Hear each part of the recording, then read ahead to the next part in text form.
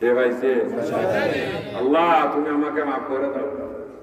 এই শয়তান থেকে আমাকে ফানা দাও। যেভাবে কান্না শুরু করলেন ওই দিন আল্লাহ ওনাকে ডবল নেকি দান করলেন।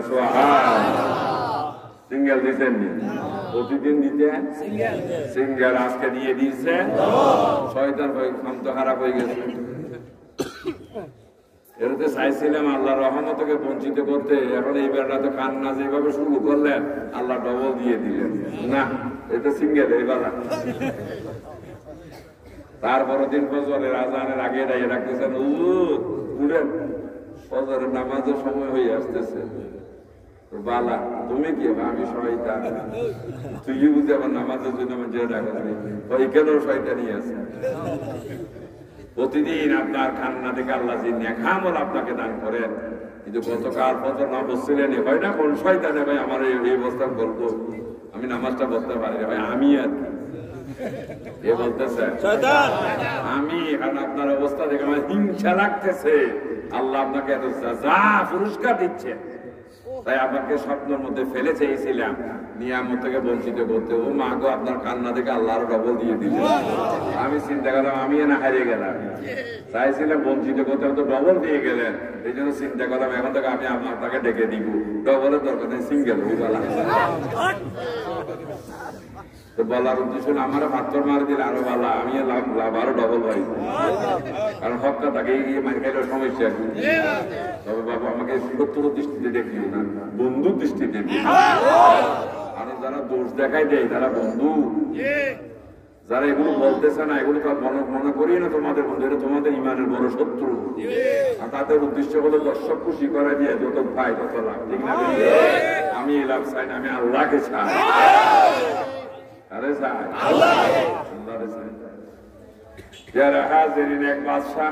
বিরক্ত লাগেনি? চাটা খাইবেন নি? কত কোমরে বিরিয়ানি খাইবেন, ঠিক আছে? চা খাইলে লাভ হইতো, আমরা চাট খাই বেডির বুয়া। চা না খাইলে আমাদের বিরিয়ানি ভালো লাগে না। তো যাক একটু কথা বলি। একজন বাদশাহ, 4 বউ, 5 বউ, 4জন স্ত্রী। উনি চিন্তা করলেন কোন স্ত্রী ওনাকে বেশি ভালোবাসে, তাই ওনার বড় স্ত্রীকে ডাক দিলেন, তুমি আমার প্রথম অনেক ত্যাগ তিতিক্ষা আমার জন্য করেছো, বলো আমি তোমাকে কি দিলে খুশি হও? বললেন আমাকে কি দিবেন? টাকা বিভাগটা আমার নামে লিখে দেন। দিলাম। 2 নম্বরটাকে বললেন ও টাকা চেয়েছে দিয়ে তোমাকে কি দিব? টাকার বিভাগটা দেন। 3 নম্বরটাকে বললেন তুমি কি চাও? বলতেছে রাজশাহী বিভাগটা দেন। 4 নম্বরটা হলো বুবা, তারে যখন ইশারায় বুঝাইলেন তুমি কি চাও? হয় তোমাকে চাই। কেন? ওই হোলা ভাই, ওই কথা শুনছো না? মজার মজার কথা বলবো তো, তুমি স্মৃতির মতো ঢুকেছো না? খালি মোবাইল দেখে গুতে গুতি করে দেখেন। সব মা যাইয়া খালি পাইছে একটা, পোলার মনে নাই, মন নাই ভরার মধ্যে, তো মন থাকবে তোর পোলার মোবাইলটা তুলে দিছে, ঠিক না? ওরা সময় হয়েছে মোবাইলের, মোবাইল দেওয়ার দরকার কি? ওরা কোন অফিসে চাকরি করে, কোন ব্যবসা করে? ক্লাস 6 এর বা 7 এর বুয়া আর একটা গেছে ঢাকার থেকে, আমার ছেলে আইয়ে পরে নাকি 1 লাখ টাকা মোবাইল কিনে দিতে, মানে কয় লাখ টাকা ইনকাম করে তোমাকে দিচ্ছে। ও কোথেকে আরো উল্টো চেতাচেতি করে ছোট থেকে ফুটে হয় এটা, আমি বললাম ছেলে মনে হয় একটা হয় জি, এই জন্য আদরত করে তো মাথায় তুলছো।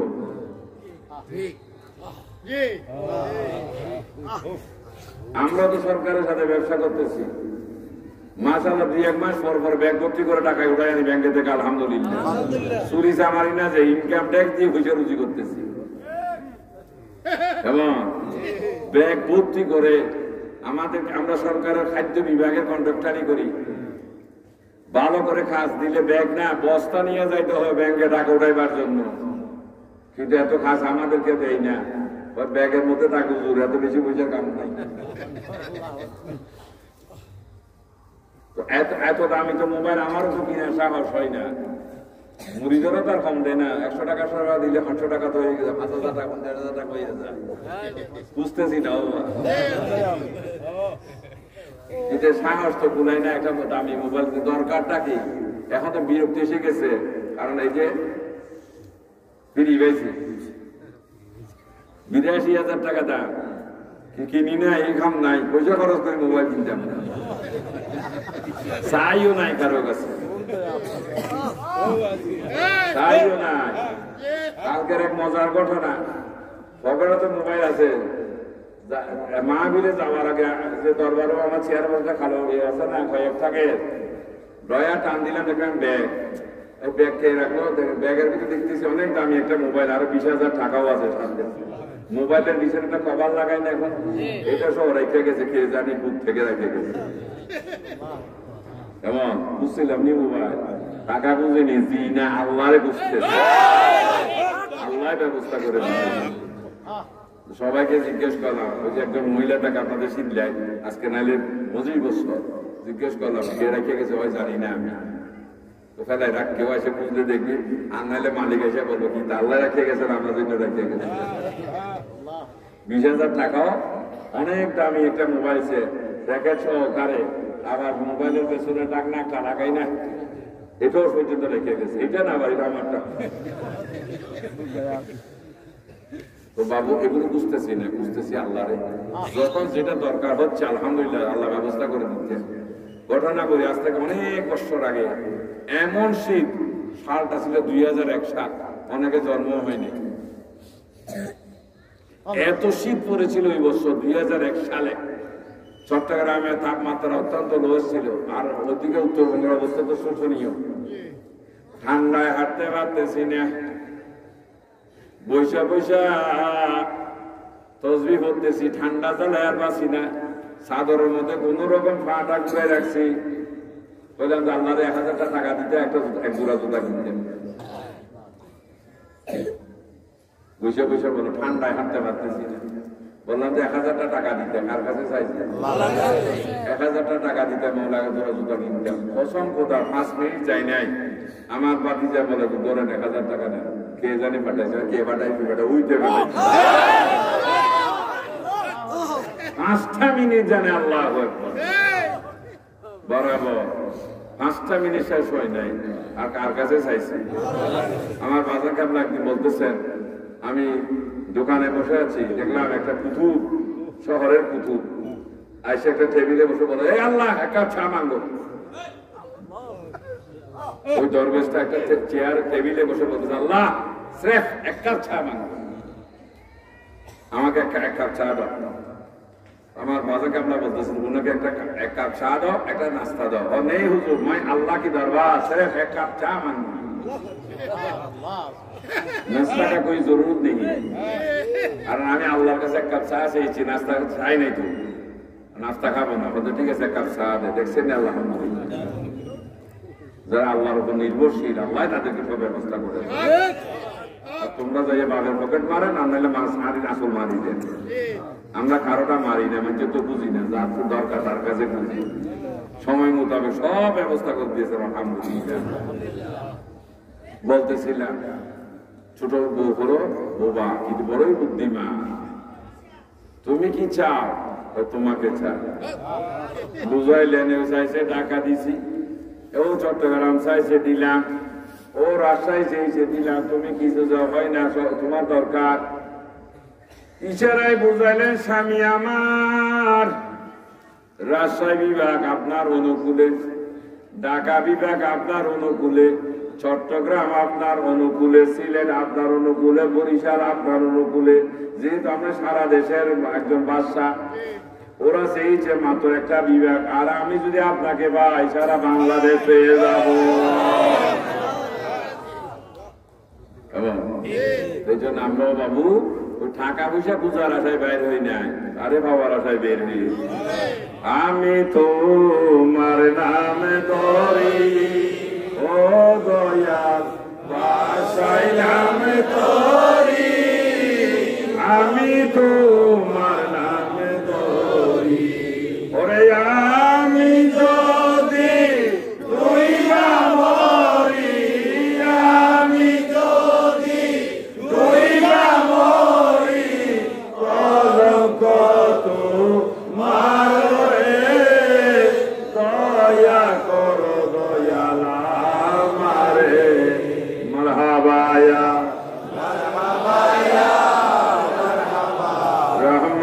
للعالمين বলুন আলহামদুলিল্লাহ। তাহলে পেয়ারা হাজিরিন, একজন রত্ন ব্যবসায়ী বাস্তব চিত্র যখন দেখলেন যে একজন কবরকে কেন্দ্র করে সমস্ত কিছু প্রকাশ করে দিলেন, সম্পদ দিয়ে মৃত্যু থেকে বাঁচা যায় না, মন্ত্রী বুদ্ধি দিয়ে দেশ চলা যায়, মৃত্যু থেকে বাঁচা, শক্তি দিয়ে দেশ রক্ষা করা যায়, কিন্তু আজরাইল হেকে প্রতিহত করা যায় না। সুন্দর সুন্দর রমণী রূপ যৌবনের মধ্যে বেসে গিয়ে জাহান্নাম কিনা যায়, কিন্তু মৃত্যু থেকে বাঁচা। সাথে সাথে সিদ্ধান্ত নিলেন অনর্থক এগুলির বসে দুনিয়া দূরে লাভ কি, শেষ পর্যন্ত আজকে আল্লাহর মতো বড় অলিয় হয়ে গেছে। যারা অলিয় হয়ে গেছে আল্লাহ তাদের উদ্দেশ্যে বলেছেন তাদের কোনো ভয় নাই, কোনো চিন্তা। কারণ কি? তারা আল্লাহর উপর ঈমান এনেছে, আল্লাহ বেশি ভয় করেছে। সুবহানাল্লাহ। তারা কার বন্ধু হয়েছে? আল্লাহর বন্ধু হয়েছে। এই জন্য আল্লাহ তাদের বন্ধুর মেয়াদ কতদিনের? এক্স এবং ওয়াই এর মতো বন্ধুত্ব হয়। সামান্য মনিমান্যতা সৃষ্টি হলে বন্ধুত্ব থাকে না, নষ্ট হয়। আল্লাহ বলতেছেন তোমরা যখন বিস্কুট ফ্যাক্টরিতে বিস্কুট তৈরি করো, মেয়াদ থাকে 1 মাস। একটা পাউরুটির মেয়াদ কয় দিনের? 3 দিনের। একটা ওষুধের মেয়াদ 3 বছরের। একটা ফ্যানের মেয়াদ 10 বছরের। তোমরা তৈরি করে একটা মেয়াদ দিলে এতদিন। আমি যখন বন্ধু বানাইলাম আমার বন্ধুত্বের মেয়াদ কতদিন?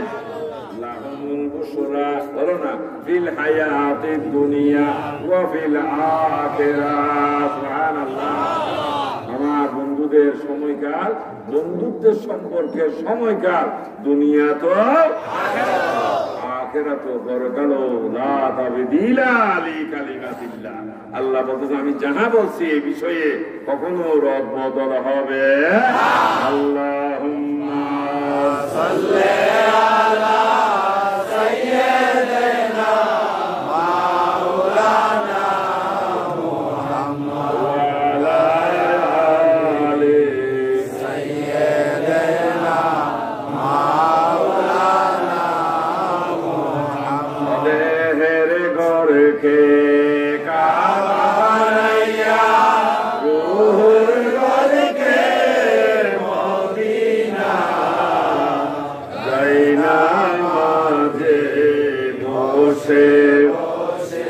দেখে সোনার মদিনায়। আল্লাহুম্মা সাল্লি আলা সাইয়্যিদিনা মাওলানা মুহাম্মদ ওয়া আলা আলি সাইয়্যিদিনা মাওলানা মুহাম্মদ সাল্লাল্লাহু আলাইহি ওয়াসাল্লাম। এজন্য যুবক সমাজ রাগ করবে না, কথাগুলো মন দিয়ে শুনবা। এখন থেকে কোনো মাহফিলে গেলে সেখানে কোরআনের বর্ণনা হয়। কোরআন পবিত্র, যিনি বলেন তাকে শুধু পবিত্র নয়, যারা শুনবেন তাদের প্রকৃতি পবিত্র হতে উজু করে নিতে হবে। প্রস্রাব করে যদি পানি না নাও, নাপাক থাকবে। এই নাপাক অবস্থায় যদি কোনো চলার পথে তোমাকে পেয়েছে, তোমাকে রাস্তা রাখবে না। এদের অনেক কেস আমাদের কাছে যাচ্ছে, ঠিক না বেঠি? অনেক কেস। এক বাবাই গেলেন তার সন্তানকে নিয়ে, দেখলাম উতার পাতার শুরু করে দিয়েছে। বললাম শান্ত হওয়া, ঘটনা কি? হুজুর ও বেড়াইতে গেছিল এবং যাওয়ার সময় আমাকে পাড়াই গেছে, আমাকে সে লাঠি মারছে, আমার শরীর পাড়াই গেছে। তোমাকে দেখছেন ওখানে? দেখে না। তো না দেখলে তো তার দোষ নাই, তুমি তাকে কেন কষ্ট দিবে? কেমন কেন কষ্ট দেবো? তো তোমাকে দেখে পাড়াই দেয়। কেমন ওই যেখানে নাইগর একটা আছে না, নাইগর চিনেননি? এই বেড়া করার মানুষ কেমন নাইগর চিনেননি?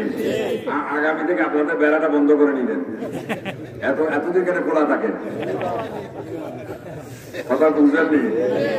আমি যখন এই 1981 সালে যখন ঢুকছি, কোথায়? এই কুমিল্লায় নবীপুরে।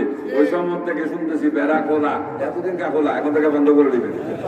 আপনারা সবাই টুপি পরবেন, ঠিক আছে তো? বেড়া বন্ধ হয়ে যাবে। সালাতু সাল্লি আলা মুহাম্মদ, সালাতু রাব্বি আলা মুহাম্মদ, সালাতু সাল্লি আলা মুহাম্মদ, সালাতু রাব্বি আলা মুহাম্মদ সাল্লাল্লাহু আলাইহি ওয়াসাল্লাম।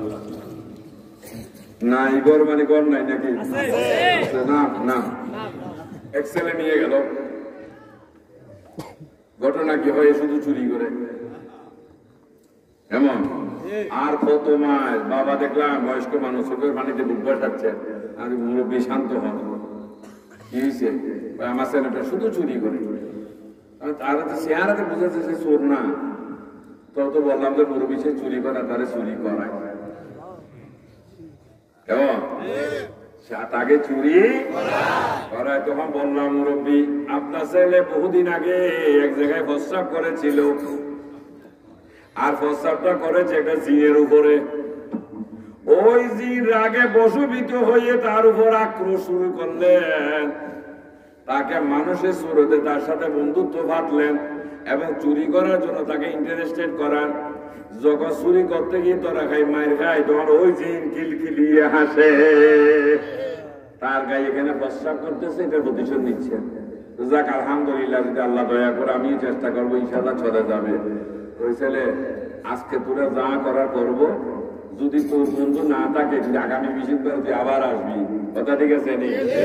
না এলে কিন্তু খবর আছে। পয়সা না থাকলে কারো থেকে খরচ, তারপরে আসবি, দরকার আমি তোকে গাড়ি ভাড়া দিয়ে দেবো। যাক আল্লাহ তাআলার অশেষ দয়া রহমতে একটু জার ফুক করে দিলাম, চলে যাও, আগামী 20 দিন আসবি। যখন গেলে জিজ্ঞেস তোর বন্ধু বলবো, ওই জন্যই চলে গেছে। এবং এখন তোর বন্ধু নাই, হয় নাই, তখন চুরি করতে মন চায় না, এখন আর মন চায় না। ও যা মার খাইছি, তোর বন্ধু দূরে খাওয়াইছে। এখন থেকে ঠিক মতো চলবি, জায়গা মোতাবেক প্রস্রাব করতে হবে, যেখানে সেখানে প্রস্রাব করলে হবে না। আর জমিনটা শুধু, জমিনটার মালিক আমরা না, আল্লাহ। আলহামদুলিল্লাহ রাব্বিল আলামিন। সমস্ত প্রশংসা তারিফ আল্লাহর, যিনি এই জগতের অধিপতি। জগতের মধ্যে শুধু আমরা নাকি, আরো কেউ নাই? মিনাল জিন্নাতি ওয়ান নাস, জিন এবং মানুষকে আল্লাহ বিচার করবে, ঠিক না বেটি? আজকে জিনদেরও কি আছে? বাজারে ঢুকেছে কেন জিন আছে? আপনার সুরতে, আপনার মতো মানুষের সুরতে বাজার করতেছে। কাজেই সেই জন্য বাবুরা প্রস্রাব রক্ষা করতে হিসাব করে করতে হবে, যেখানে সেখানে করলে হবে না। আজকে দুইটা ঘটনা বললাম। একটা বেড়াইতে গিয়ে জিন ফারানোর কারণে ধরছে, অবস্থা 12টা বাজায় ফেললেন। আর একটা প্রস্রাব করেছেন জিনের গায়ে, কারণ সেটা ইচ্ছা করে নাই, দেখে নাই, কিন্তু অবস্থা শোচনীয় করে ফেলছে। তাহলে একটা জিনিস হলো পবিত্রতা, আর বড় সম্মান আছে। কাজে তোমরা দাবি করতেছো মুসলমানের ছেলে, অথচ তুমি প্রস্রাব করে পানি নাও না, আবার দাঁড়িয়ে দাঁড়িয়ে করেছো। কারণ মুসলমান কেউ না, কেউ মুসলমান না, সবাইকে মুসলমান হতে হবে। এই জন্য আমরা কেউ শিক্ষিত ছিলাম না। শিক্ষার প্রয়োজনে যে কোনো একটা স্কুল, একটা মাদ্রাসায় ভর্তি হয়েছি, তখন আমাদেরকে শিক্ষিত ডাকছে না, ছাত্র ডেকেছে। এই ছাত্র থেকে যতক্ষণ আমরা সার্টিফিকেট পাই নাই, এতক্ষণ আমাদের পরিচয় ছিল ছাত্র। যেদিন সার্টিফিকেট পেয়ে গেছি, ওদিন কি ছাত্র না শিক্ষিত? কথা এটাই মনে রাখবেন, কেউ মুসলমান না। ওই আগা হাঁটলেও মুসলমান হওয়া যায় না।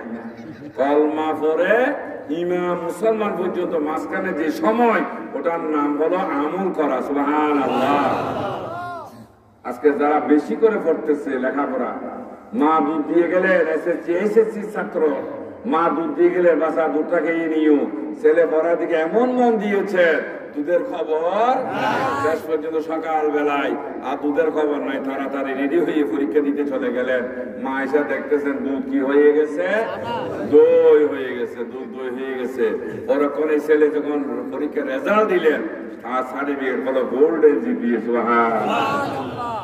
আজকে শুধু দূরের দিকে, ঘোরার দিকে, খেলার দিকে, মোবাইল টিপতে পড়তে বসে বসে গোল্ডেন জিপিএস সার্টিফিকেট হতো। আমরা কিন্তু সবাই মুসলমান হওয়ার জন্য ঈমান এনেছি, কথা সত্য না মিথ্যা? কিন্তু কেউ মুসলমান, কোরআনে আল্লাহ কাউকে মুসলমান হিসেবে ডাক দিয়েছেন? সবাইকে দিয়েছেন। প্রথম ডেকেছেন ইয়া আইয়ুহান নাস, প্রথম ডেকেছেন ইয়া আইয়ুহান নাস, হে মানব সকল। পরবর্তী যখন আল্লাহ পাক আমাদের জন্য ঈমানের ব্যবস্থা করেছেন, আর যখন আমরা ঈমান আনতে শুরু করেছি তখন ডাকতেছেন ইয়া আইয়ুহাল্লাযীনা আমানু। এই ধরনের ঈমানদারকে আল্লাহ বলতেছেন ইত্তাকুল্লাহ, তোমরা আল্লাহকে ভয় করো, হাক্কা তুকাতিহি, ভয়টা হতে হবে ভয়ের মতো। ওয়ালা তামুতুন্না, তোমরা মৃত্যুবরণ করিও না ইল্লা ওয়া আনতুম মুসলিমুন, মুসলমান হওয়া ছাড়া তোমরা মৃত্যুবরণ করিও। কাকে বলছেন? যে ইমানদারকে। তাহলে বোঝা যাচ্ছে আমরা কেউ মুসলমান, আমরা সবাই ইমানদার। এই ইমান অনুসারে আমাদেরকে আমল করে কি হতে হবে? মুসলমান হতে হবে। এখন আমরা পরিচয় আমরা মুসলমান, কোরআনের সাথে বাটপারি করছি আমরা। কিন্তু এই ধরনের দাবিদার মুসলমানদেরকে আজকে সরকার যখন চ্যালেঞ্জ করতেছে, অনেক মুক্তিযোদ্ধা ধরা খেয়ে যাইতেছে। এবং আবার মুক্তিযুদ্ধ ঠেলাও বাড়াই দিচ্ছেন সামনে। এখন তো 12,000 টাকা দেয়, সামনে 20,000 টাকা দিন। আমাদের আমজাদ নিয়ে লালেলা ইলিয়াস মাস্টার আসেনি, আগে চাকরি করি কি লাভ হয়েছে? চাকরি না করে পালাই আছে। হ্যাঁ, ওই এখন চাকরি করে আরো মজাই আছে। একটা হলো পেনশন, আর একটা হয়েছে মুক্তিযোদ্ধার ভাতা। প্রতি মাসে আল্লাহর 20-30,000 টাকা, ঠিক না? আমরা বাবা এত কষ্ট করতেছি, ওয়াজ করে কেউ 5 টাকাও দেয় না, আর নিনে যখন দেয় না। যাক, আবার ওদিকে অনেক রাতের বেলায় বসে থাকতে হয়, ম্যানেজার আসবে, কারণ সরকারি মাল চলে, যেটির মধ্যে বিভিন্ন গোডাউন থেকে মাল পুরানো ফোন করে, আমি আসতেছি, আয় উপায় কি? এই শীতের মধ্যে বসে থাকতে হয়, টাকা পয়সা নিয়ে তারে দেওয়ার জন্য। 2-4 মাস গাড়ি টাকা হিসাব করে কত 20-30,000, 50,000, 1 লাখ টাকা সময় দিতে হইতেছে। আর টাকা পুঁজি না খাটালে বুঝিই বুঝি, কথা বলেন। টাকা খাটাইতে হবে বুঝি, তুই হবে দেখলাম যে তারা নাকের টাকায় তেল দিব, মাস শেষে পেনশন এবার, আবার মুক্তিযোদ্ধা বা তা আমরা কেন এই মুক্তিযুদ্ধের সময় জন্ম হইল না? হ্যাঁ, অনেকে চিন্তা করে যদি কোন রকম যদি একটা শুক্রবার যে মুক্তিযুদ্ধ হইতো, তাহলে আজকে বইবে খেতে পারতাম।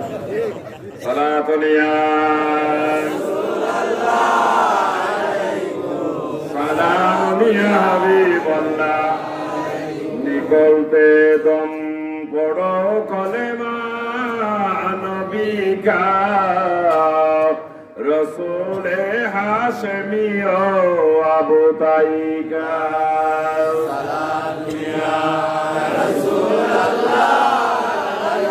সালামুন ইয়া হাবিবাল্লাহ আলাইকুম। আলহামদুলিল্লাহ। এই জন্য কোরআন এত পবিত্র। কোরআন তো পবিত্র হতে হবে, পড়লেও পবিত্র হতে, পড়াইতে গেলেও পবিত্র, এবং যারা পড়বে তারা অপবিত্র হলে চলবে জীবনও না। এই জন্য কোরআনের মাহফিল যেখানে হোক, আজকে আমি আর সেখানে আসতে কারটা হবে মাহফিল, কিন্তু সেখানে আগে উজু করে নিবে, যেখানে কোরআনের আয়াত পড়বেন। আপনি শুনতেছে, যদি না ভাগ অবস্থায় শোনেন, তাহলে আপনার কিন্তু অবস্থা খারাপ হয়ে করে দিবে না। আর তাছাড়া বলছিলাম, যেহেতু এটা আমরা নেখামো, ঠিক না বেঠিক? কারণ আমাদের উদ্দেশ্য কি? মুসলমান হওয়া, আর মুসলমানের জন্য জান্নাত নির্ধারিত। সুবহানাল্লাহ। যেটা আল্লাহ বলেছেন, ওয়ালা তামুতুন্না ইল্লা ওয়া আনতুম মুসলিমুন, তোমরা মুসলমান না হইয়া মৃত্যুবরণ করিও না। তাহলে হাতে বোঝা যাচ্ছে, ইঙ্গিত দেওয়া হয়েছে মুসলমানের জন্য জান্নাত নিচ্ছি। সুবহানাল্লাহ। মুসলমানকে হিসাবের বাজারে যাইতে হবে, কাঠ গড়ায় দাঁড়াইতে হবে না। আর আল্লাহর ঘোষণা দিলা, ঠিক না বেঠে? যারা মুসলমান হয়ে দুনিয়া থেকে যাবে, তাদের জন্য ভয়ও নাই, আর মুসলমান তথা আল্লাহর বন্ধু না হলে ভয়ও আছে। এটা কিন্তু মনে রাখবে, পোশাকের নাম ধর্ম নয়, কর্মের নাম ধর্ম। ভাই আগামী থেকে যখন মাহফিল হবে, যেহেতু আপনি মুসলমান হতে চাচ্ছেন, শিক্ষিত হতে চাচ্ছেন, বাবারা তোমরাও যখন স্কুলে গিয়েছিল ড্রেস পরেছো, ঠিক না বেটি? আজ যেদিন ড্রেস পরে না সেদিন হেডমাস্টার বা ক্লাস টিচার হাত পেতে ইচ্ছা মতো লাগাইছেন ভিজা, কারণ মায়ের ব্যথা লাগলে পরের দিন ড্রেস থেকে পরে আসবা। তাহলে স্কুল থেকে শিক্ষা নিচ্ছ, সেখানে যদি ড্রেস লাগে, তাহলে আজকে দেখতেছি শুধু ওয়াজে নাই, নামাজে পর্যন্ত টুপি নাই, আর এমন সেখান শেখায় যা মসজিদ আরাপা। বাবা এটা আমার বাবার জায়গা, তোর বাবের কি এরকম কয় না? এখন যেভাবে দাঁড়াচ্ছে আর জন্য জায়গা নাই এখানে। আরে আমাদের দুবাইয়ের মধ্যে নামাজে দাঁড়াচ্ছে, যেভাবে ফাটা চিবি ধরছে আমার কিরে থেকে নামাজ পড়তে আসছি, আমার পা চাপতে আসছে দুবাই বলতে গেছে, দুবাইতে যেইভাবে পাটা আঙ্গুলটা চিবে ধরছে কিরে। এখন কি নামাজের দিকে গিয়ে এখন আঙ্গুল বাজানো কি আর হয়ে গেছে, এখন আঙ্গুল বাজানো খরচ না, সাল আর বুধ করলি রে কি নামাজ সাথে শেষ করে দিলি। কারণ এত যখন ব্যথা লাগতেছে, এখন কি আর আল্লাহ দিকে আর খেয়াল আছে? কোন দিকে? এখন আঙ্গুলের দিকে। আর এগুলো আমাদেরকে নামাজগুলো নষ্ট করার জন্য কিছু পায় তারা শুরু করে দিয়েছে। তো বাবু যে যাহাই বলুক, আল্লাহ আপনাকে সুন্দর একটা বিবেক দিয়েছে, কথা ঠিক না বেশি? সবসময় যে কোনো কথা, আলেম বলুক, পীর বলুক, যেই বলুক, কিন্তু কথাটা নেওয়ার আগে চিন্তা করতে হবে, যেহেতু কোরআন হলো যাহাকাল হক বা যাহাকাল, আল্লাহ বলেছেন এখানে সত্য আছে, মিথ্যা আছে। ইউদিল্লু বিহি কাসীরা ওয়া ইয়াহদি বিহি কাসীরা। কোরআন পড়ে কেউ গোমরা হবে, কোরআন পড়ে কেউ হেদায়েতের পথ পাবে। এই জন্য কোরআনের কথা বললে পাগল হওয়ার দরকার, আগে দেখতে হবে কোন দলের। কোরআনের যিনি বর্ণনা দিচ্ছে তিনি কোন দলের? একজন হলো গোমরাহ দলের, একজন হলো হেদায়েতের দলের। হুজুর কিভাবে বুঝবো? হেদায়েত মানে রাসূল, সুবহানাল্লাহ। আবু জাহেল কোরআন বিশ্বাস করেছে কিন্তু রাসূল বিশ্বাস, এই জন্য তাকে ঈমানদার বলা হয়। আবু জাহেল কোরআন বিশ্বাস করেছে, বলবো না ঘটনা। এরা হাজির একদিন এক ভিক্ষুক আবু জাহেলের কাছে কিছু ভিক্ষা চেয়েছে। ভিক্ষুক আবু জাহেল দেখতেছেন পিছনে আলী রাদিয়াল্লাহু তাআলা আনহু আসতেছেন, দেখা দিলেন ওই যে মানুষটা আছে অনেক বড় ধনী, তার কাছে গিয়ে কিছু চাও। হযরত আলী জিনিসটা খেয়াল করলেন, ওই মানুষটাকে আমার দিকে পাঠাচ্ছেন, মানুষটাকে এসে যখন আলী রাদিয়াল্লাহু তাআলা আনহুকে বললেন আমাকে কিছু সাহায্য করুন, তখন উনি বুঝে ফেললেন আলীকে হ্যারেস করার জন্য, যেহেতু আলী অভাবী মানুষ, গরিব মানুষ, আমাকে হ্যারেস করার জন্য আবু জাহেল আমার কাছে পাঠিয়েছে। এখানে কিছু একটা করতে মাই ক্যা কহু তো যে আশক হ্যায় নবীর তো বামে ক্যা নিকলে ফানাফিল লাহ করিও জনাবে মুস্তফা নিকলে।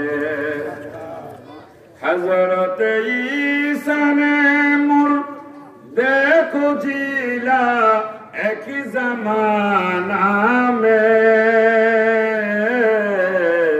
हमारी मुस्तफा का मौजज़ा बे इंतहा निकले।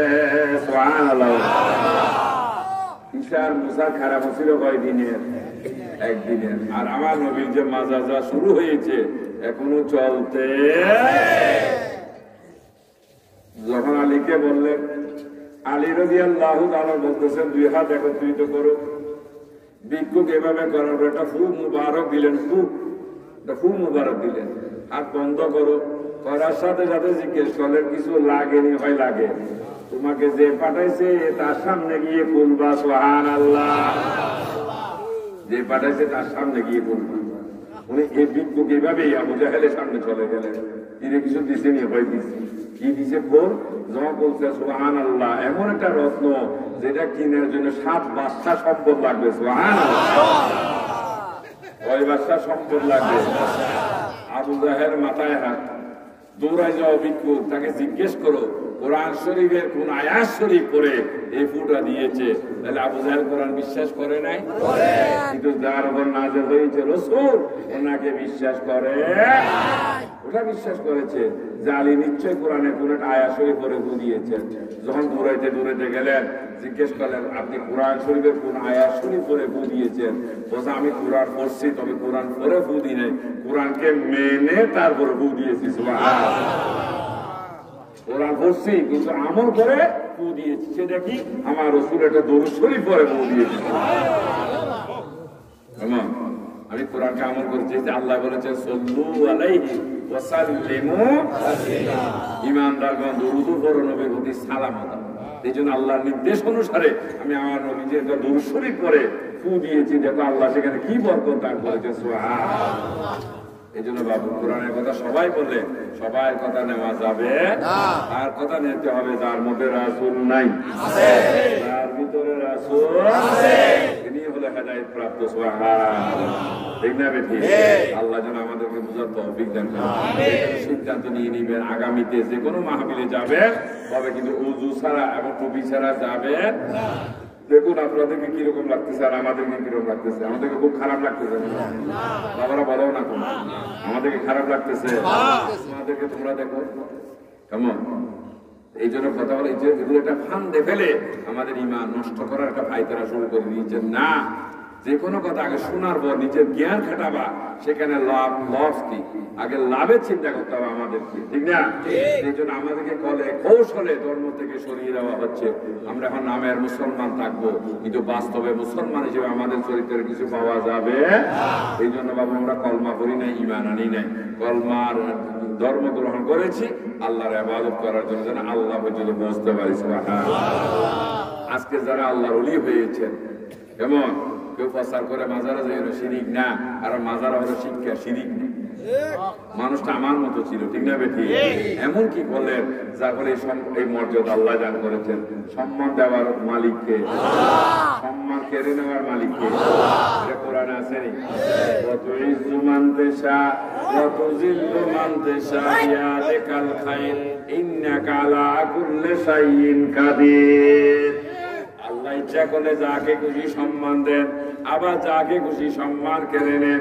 আল্লাহর ওলিদের এই মর্যাদা আল্লাহ দান করেছেন যেহেতু তারা আল্লাহ চাওয়াটাকে নিজে পছন্দ করে নিজের জীবনকে মিলিয়ে আজকে সুদূর বিদেশ থেকে বাংলার জমিনে এসেছেন আল্লাহ চাওয়াটা দিকে মানুষকে দাবিত করার জন্য।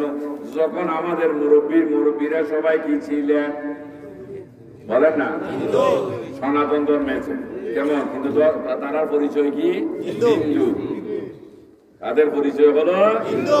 আমাদের মুরব্বীরা যাদের ঘরে পুরাতন দলিল আছে দেখবেন এখানে নাম কি লেখা আছে, কেমন নাম কি লেখা আছে দেখবেন যে অনেকের নামের সাথে শ্রী লেখা আছে, ঠিক না বেটি? আমাদের নামের আগে শ্রী থাকবে না মুহাম্মদ থাকবে। আমরা কি শ্রীকৃষ্ণের অনুসারী না মুহাম্মদের অনুসারে? এই জন্য আমাদের নামের আগে থাকতে হবে মুহাম্মদে মুস্তাফা সাল্লাল্লাহু আলা তুমি বাদশার বাদশাহ কামলে ওয়ালা, ও তুমি বাদশার বাদশাহ কামলে ওয়ালা। এইজন্য আমাদের মুরব্বীরা ছিলেন হিন্দু, তাদের নামের আগে ছিল শ্রী। কিন্তু আজকে আমরা শ্রীটা আমাদের শ্রী মানে সুন্দর, আমরা ওই সুন্দর হতে চাই না, আমরা আল্লাহ সুন্দরকে পছন্দ করি। এই জন্য আল্লাহ আমাদের কাছে রাসূল পাঠিয়েছেন, আমরা কিভাবে আল্লাহ সুন্দরটাকে গ্রহণ করবো, ঠিক না বেটি? আজকে মেয়েরা চলে যাচ্ছে পার্লারে, গ্রামের বেটিরও এখন স্ট্যান্ডার্ড হয়ে গেছে, ঠিক না? এখন গ্রামের বেটিরও পার্লারে দৌড়ে, গ্রামের গঞ্জ পার্লার এসে গেছে, ঠিক না বেটি? আর কত আলি শহরে থাকবেনি, তারাও দৌড়ে কোথায় পার্লারে। তো ঘরে কি সাজান যায় না? যায়, তবে এত সুন্দর হয় না পার্লারে গেলে। এই জন্য আমরা আগে ঘরে যাচ্ছিলাম শ্রী, পার্লার মানে মুহাম্মদ রাসূলুল্লাহ, ঠিক না বেটে? এই জন্য আমরা এখন কম সুন্দর হতে চাই না, বেশি সুন্দর হতে চাই। মুহাম্মদি বাগিচায় মজনু খোদা গো লাইলি মুস্তাফা, কোন বাগিচায়? রাসূলের বাগিচায়। এখানে মজনুকে আল্লাহ, কেমন লাইলি মানি রাসূল, কেমন লাইলি মানি প্রেমিকা, মজনু মানি প্রেমিক, মনে থাকবেন? লাইলি মানি প্রেমা সম্পদ, মজনু মানি প্রেমিক। অর্থাৎ যিনি ভালোবাসে তিনি মজনু, যাকে ভালোবাসে তাই তিনি হলেন লাইলি, তিনি হলেন লাইলি। এই জন্য বলতেছেন মুহাম্মদি বাগিচায় মজনু খোদা গো লাইলি মুস্তাফা, ওরে মুহাম্মদি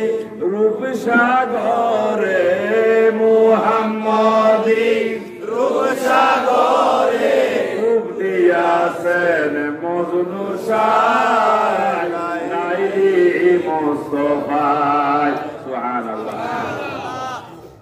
আরবি বলতাম না, এই গানটার আরবি আছে না? বলেন আল্লাহুল্লাযী লা ইলাহা ইল্লাহু আল মালিকুল কুদ্দুস সালামুল মুমিনুল সালামুল মুমিনুল মুহাইমিনুল আজিজুল জব্বারুল মুতাকাব্বির সুবহানাল্লাহি আম্মা ইউশরিকুন। এই যে বললাম মুহাম্মদুর রূপসাগরে রূপ দিয়েছেন মজনু সাই, সাই মানে আল্লাহ। আল্লাহ বলতেছেন আমি আল্লাহ মুমিন, আমি আল্লাহ মানুষও কি মুমিন। তো মানুষ কেমনে মুমিন হয়? নবীকে ভালোবেসে। আল্লাহ তুমি কেন মানুষের পদে আসতে গেলে? পদে আসি না, আমি আল্লাহ আল্লাহ আছি। মুমিন অর্থ বুঝো তো, আল্লাহ মুমিন মানে হয় প্রেমী। সুবহানাল্লাহ। মুমিন মানে তোমরা যেমন আমার রসুলকে ভালোবেসে মুমিন হও, আমি আমার নবীকে বেশি ভালোবাসি, সেজন্য আমি মুমিন হয়ে তোমাদেরকে আগ্রহ তৈরি করলাম, তোমরাও মুমিন হয়ে যাও। ঠিক না? আল্লাহ যদি মুমিন না হয় কোনো অসুবিধা আছে? এটা আল্লাহ আমার আল্লাহ এই দাবিটা করার উদ্দেশ্য হলো আমরাও যেন সকলে নবীকে বেশি ভালোবাসি। মনে যদি দিতে হয় নবীকে দিও, ভালো যদি বাঁচতে হয় নবীকে বাঁচো। তোমার কষ্ট যাত না যিনি সইতে পারে না, ওই নবীজির মহব্বতে দরুদ পড়িও। আরে ওই নবীজির মহব্বতে কিয়াম করিও। মনে যদি দিতে হয় নবীকে দিও। সুবহানাল্লাহ। গান গাইলাম না? এটাও কোরআন, এটাও কি? আল্লাহ বলতেছেন কুল ইন কুনতুম তুহিব্বুনাল্লাহ ফাত্তাবিউনি ইউহিব্বুকুমুল্লাহ। রাসূল বলে দেন নিশ্চয় যারা আল্লাহকে ভালোবাসতে চায় তারা যেন আপনাকে ভালোবাসে। গাইতেছি গান কিন্তু বের হচ্ছে কোরআন। বরাবর আল্লাহ আমাদেরকে বুঝার তৌফিক দান করেন। যাক বাবা, এখন থেকে সিদ্ধান্ত ইনশাআল্লাহ আর ওযু ছাড়া মাহফিলে যাওয়া যাবে না, টুপি ছাড়া যাওয়া যাবে না। সুন্দর আছে, স্কুলের একটা ড্রেস আছে। আমরা যে মুসলমান হতে যাচ্ছি সবসময় আমাদের একটা ড্রেসেরও দরকার। ওটা দিয়ে বুঝাই দিলাম বাবা, যদি একটা খেলতে যাও সেখানে ফুটবল খেলা যদি তোমাকে নামতে দিবে না জার্সি ছাড়া, আল্লাহর কাছে তুমি পছন্দ হবে না রাসূলের সুন্নাত ছাড়া। সুবহানাল্লাহ। এজন্য টুপি দেওয়া কার সুন্নাত? রাসূলের সুন্নাত। আমার রাসূলের জীবনে কখনো টুপি ছাড়া নামাজ পড়েছেন এমন কোনো দলিল নেই। খেয়াল রাখতে হবে। যাক, আল্লাহ যেন আমাদেরকে বুঝে আমল করার তৌফিক দান করুন। আলোচ্য বিষয় ছিল আল্লাহ তাআলা জিন ইনসান সৃষ্টি করে কি জন্য? ইবাদত করার জন্য। এই জন্য আজকে আমরা ঈমান আনছি, ইসলামের মতো ধর্ম গ্রহণ করেছি আল্লাহর ইবাদত না করার জন্য, করার জন্য। ঠিক না বেটি? আজকে আমরা কি ইবাদত আসলে করতেছি? না, আমরা সামান্য কিছু করে দিয়ে আদায় করার চেষ্টা করতেছি। সেটা হলো 5 রাকাত নামাজ। একটু দেখুন দিনটা হলো কয় ঘন্টা? 24 ঘন্টা। আমরা যে কতক্ষণ নামাজ পড়ি বা ইবাদত একটু বুঝাই দিচ্ছি। আর আল্লাহ পাক আমাদের এখানে সব কিছু ফয়সালা করে দিয়েছেন। এরকম ফজর নামাজ কয় রাকাত? 4 রাকাত। পড়তে গেলে 5 মিনিট সময় লাগবে। অনেকক্ষণ পরে জোহর ফাঁকটা দেখছেননি? কাছাকাছি না দূরে? অনেকক্ষণ পরে জোহর নামাজ কয় রাকাত? 12 রাকাত। সময় লাগবে 15 মিনিট। 12 আর 5 4 কত? 16। তাহলে এখানে 15 আর 5 হলো 20। তাহলে 16 রাকাত নামাজ পড়তে কয় মিনিট সময়? 20 মিনিট। নিজে নিজে বললে হয়ে যাবে। কিছুক্ষণ পরে আসো, ঠিক না বেঠি? নাকি দূরে আছে? ফাঁকটা কি বড় না ছোট? ছোট। কিছুক্ষণ পরে আসো। নামাজ কয় রাকাত? 8 রাকাত। 8 রাকাত 16 আর 8 24। সময় লাগবে 10। 20 এ 10 এ 30 মিনিট। এর কিছুক্ষণ পরে মাগরিবের নামাজ 7 রাকাত। ঠিক না? 24 এর সাথে 31। সময় হলো 30 আর 10 এ 40। ঠিক না বেটি? এরপর কিছুক্ষণ পরে এশা। ঠিক না? নাকি বেশ কম আছে? ঠিক আছে কিনা? কি এশা 17 রাকাত। পড়তে গেলে 20। 40 এর 20 এ 60 মিনিট। 31 এর 17 48। পুরা দিনের নামাজ গুলো কত রাকাত? 48 রাকাত। সময় লাগতেছে 1 ঘন্টা, কিন্তু আল্লাহ বলতেছেন আমি তোমাকে বানিয়েছি শুধুমাত্র আমার ইবাদত করার জন্য। তাহলে 24 ঘন্টায় ইবাদত করলাম, কয় ঘন্টা? বাকি 23 ঘন্টা কার পেছনে কাটাইলেন? দিতে হবে হিসাব। এমন বরাবর এই 23 ঘন্টার হিসাব আল্লাহকে ফুঙ্গানো বুঝে দিতে হবে কোন কাজে সময়গুলো নষ্ট করেছিলেন। আজকে যারা আমাদের কাছে চাকরি করতেছে, আমার আল্লাহর রহমত 19 জন স্টাফ আছে। বেড়া দেখতে পারা না, কিন্তু মাশাআল্লাহ টাট আছে। এমন 19 জন স্টাফ আছে। সামান্য ব্যতিক্রমের ঘন্টার কৈফিয়ত চাই আমি। আমার ম্যানেজারকে বললাম আপনি কোথায়? ভাই আমি অফিসে। আমি তো অফিসে, আপনারা তো দেখতেছি না, তো ধরা খাইছে। আপনি যে আমাকে বলেন অফিসে, বুঝলাম আমি তো অফিসে বসে আছি, আপনাকে না দেখতেছি না, কোনখানে আছে? ওই আশেপাশে দেখতেছি না। হয় সরি মামা আমি আসতেছি। কই আসিলেন? ওই বাসা থেকে বাইরে এসি। আলার ভূত, আমি মালিক হয়ে আইসি সকালে বেলায়, আর আপনি আইসতে যে দিনের 12টার সময়। কি করছিলেন? তাহলে একজন মানুষ আরেকজন মানুষের উপর কর্ম ছাড়ি করতেও গিয়ে সময়ে যদি আজকে যদি কৈফিয়ত দিতে হয়, তাহলে একদিন আমিও আরেকজনের, আমি আপনি আরেকজনের দাস, ঠিক না?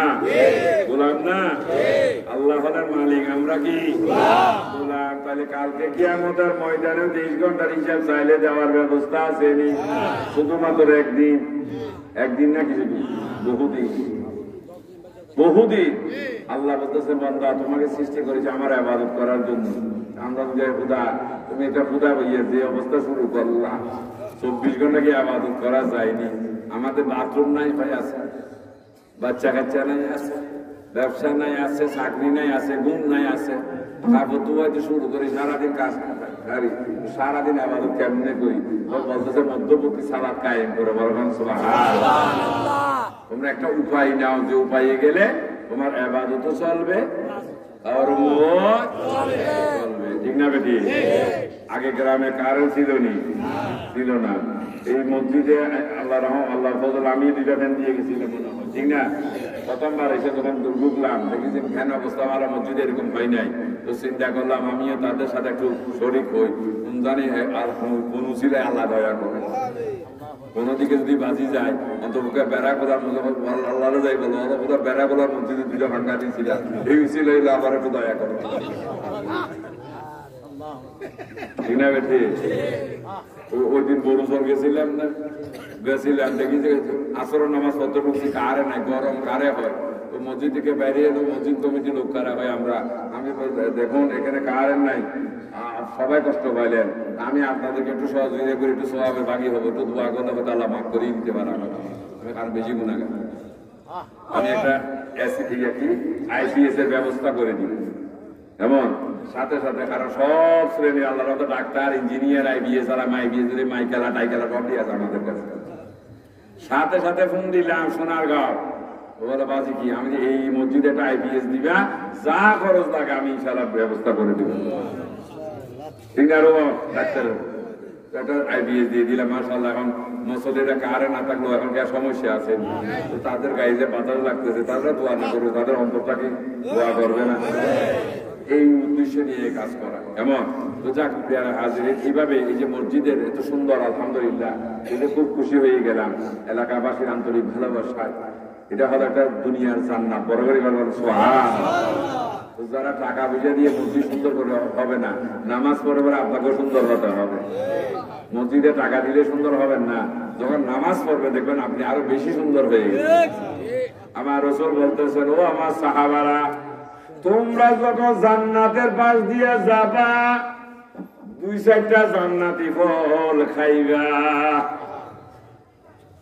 রাসূল দুনিয়াতে জান্নাত করতে গিয়ে ভাই মসজিদ, বড় করে দুনিয়াতে জান্নাত হলো মসজিদ, ওখানে গিয়ে অন্তত 2 রাকাত নফল নামাজ হলো বড়। এই জন্য এলাকাবাসীর মধ্যে আহ্বান, খুবই শুকরিয়া, সবার আন্তরিক ভালোবাসা দিয়ে আজকে একটা সুন্দর মসজিদ নির্মাণ করেছেন। তবে মসজিদ সুন্দর করলে হবে না, আপনাকে সুন্দর হতে হবে, ঠিক না বেটি? যেখানে যায় সব জায়গায় খালি মসজিদ সুন্দর হয়, মানুষটি সুন্দর হইতেছে। এবং আল্লাহ রাসূলের মসজিদে নববী সুন্দর ছিল না, কিন্তু যারা নামাজ পড়েছে এমনি কবর যাতেন, কি ফেলতেন, বালি তুলা ফেলতেন।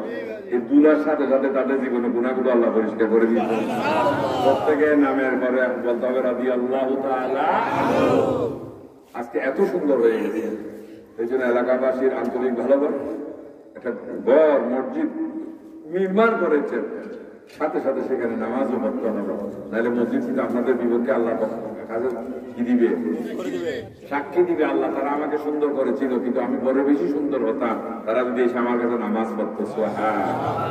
মনে থাকবে নি সুবান কালে 15 মিনিটে করে ঘর অসুবিধা নেই, মাঝে মাঝে একটা নামাজ দোয়া করি, আমরা যখন ভুল হয়ে যাবে একটু বেশি করে ফেলবে নাকি। বুড়াডি মরে, জোয়ান্ডি মরে না, মরে না, তখন মরতে হবে। আর কোন নামি করি রাখি কুমিল্লার বাসায় কই বেটা, যেদিন কুমিল্লা ঢুকছে কই আপনি আইসে কুটো কুটো চালিয়ে পারছি, বুঝি নাই কিচ্ছু থাকা মাথা। পরে খুঁজতে খুঁজতে পরে চিন্তা করলাম এটা কি বললো, কুটো কুটো চালিয়ে পারছি মানে আমরা চিন্তা করবো তুমি আই উনি, তুমি আইসো আই উনি তো নাই হারা দূর পাচ্ছি, বুঝছো না, বুঝো নাই। আমি আপনাদের প্রথম ভাষা বুঝি নাই, কুটো কুটো চালিয়ে পারছি। তো পরে বুঝলাম তো একা দৌড় দিচ্ছে। আমাদের সেটাকে কি বললো, তুমি আইসো না আই উনি হারা বুদ্ধি, অর্থাৎ তুমি আসছো না আমি শুনে একা দৌড় দিয়েছি। আব্বা যে বাজি কুড়ে কুড়ে যে একালা এই পেয়ারা হাজির। তাহলে আমাদের কাছে 24 ঘন্টায় আল্লাহর ইবাদত আনতে হবে, ঠিক না? যে কথা বলছিলাম কারেন্টের কথা, কেমন এই জন্য ফ্যানের কথা চলে গেলাম। আজকে যখন এই যে ফ্যানটা করতেছে আগাইতেছে, কতক্ষণ পরে বলবো যে বিশ্বা তোমারও সালাম, আঙ্কারও সালাম।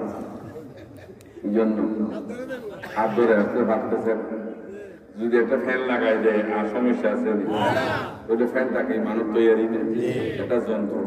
সেখানে যদি একটা বিদ্যুৎ শক্তি ঢুকাই দিলে ক্রমান্বয়ে রাইতে দিনে ঘুরে ঘুরে যদি বাতাস দিতে পারে, তাহলে আল্লাহ পাক এই যে মানব দেহটা যন্ত্র বানাইলেন ইবাদতের জন্য, এই মানুষটার মধ্যে আহার নিদ্রা অনেক সমস্যা আছে, কিভাবে সে সবসময় ইবাদত করবে? এই জন্য আল্লাহ বলছে আমি তোমার জন্য একটা কি শক্তি তৈরি করে রেখেছি। বড় করে বলছে আজকে ফ্যানের ভিতরে কারেন্টের শক্তি দেওয়া, এটা যদি রাত দিন বুঝতে পারে, ও বান্দা আমি তোমার জন্য একটা শক্তি তৈরি করেছি, ওটা যদি তোমার অতিবা কলবের সংযোগ দিতে পারো, তুমি ঘুমাইলো তোমার দেহ ঘুমাইবে।